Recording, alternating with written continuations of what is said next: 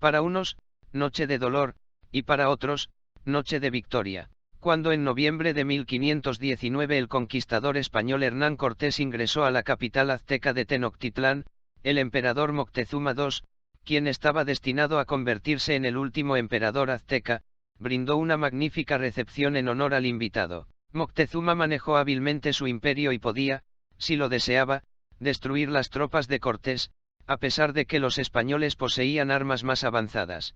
Pero el emperador creía que Cortés era un dios, de lo contrario, ¿cómo explicar los disparos de los cañones y la erupción del volcán Popocatépetl, que sucedió justo a tiempo para la llegada de los españoles, por lo que decidió no meterse con él? No todos los aztecas compartían las tácticas de Moctezuma.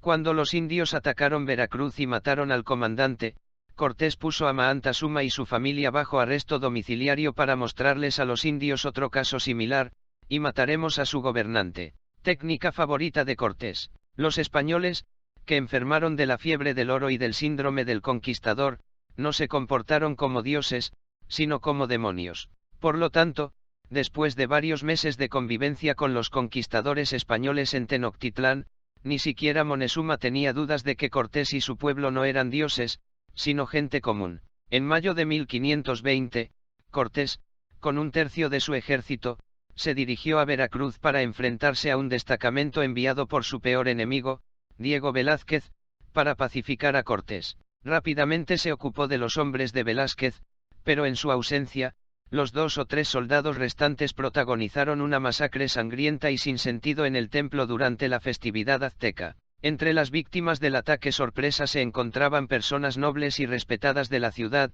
todos llegaron al templo desarmados. Además, la fiesta se celebró con el permiso de los españoles.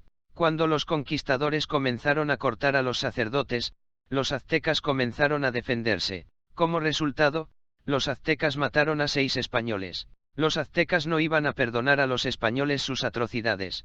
Cuando Cortés volvió a entrar en Tenochtitlán el 24 de junio, ya no se le dio una magnífica recepción. Nadie lo conoció en absoluto.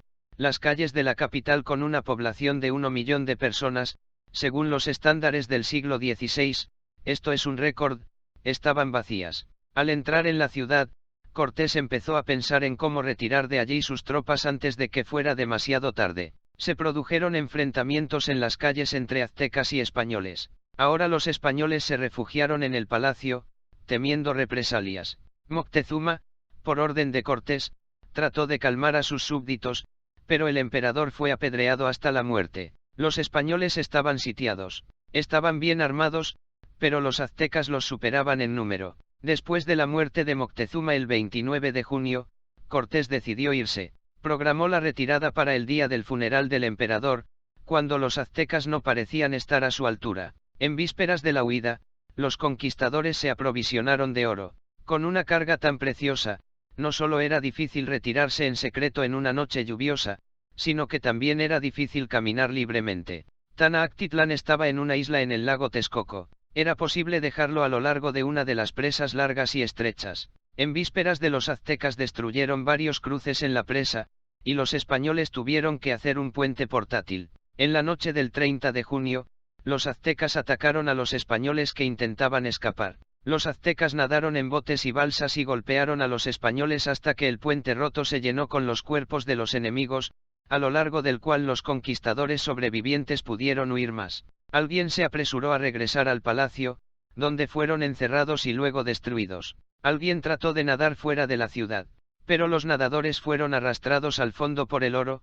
Los conquistadores murieron ricos. Del destacamento de 1.300 personas, sobrevivieron alrededor de 440. Todos los sobrevivientes resultaron heridos.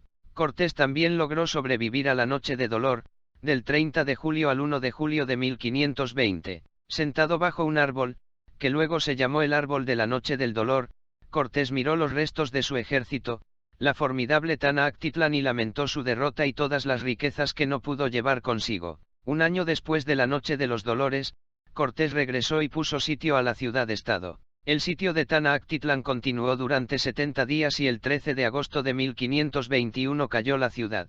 La ciudad fue saqueada y destruida, alrededor de 100.000 habitantes fueron asesinados durante el asedio. La derrota de Cortés en 1520 pasó a la historia como la Noche del Dolor. Después de 500 años, los mexicanos decidieron que para ellos no era una noche de tristeza en absoluto, sino una noche de victoria y rebautizaron la batalla como Noche de la Victoria. Y en la Ciudad de México, en el sitio donde estuvo el árbol de la Noche del Dolor, el árbol original murió en la década de 1960, pero su retoño fue plantado en la ciudad de Dolores Hidalgo.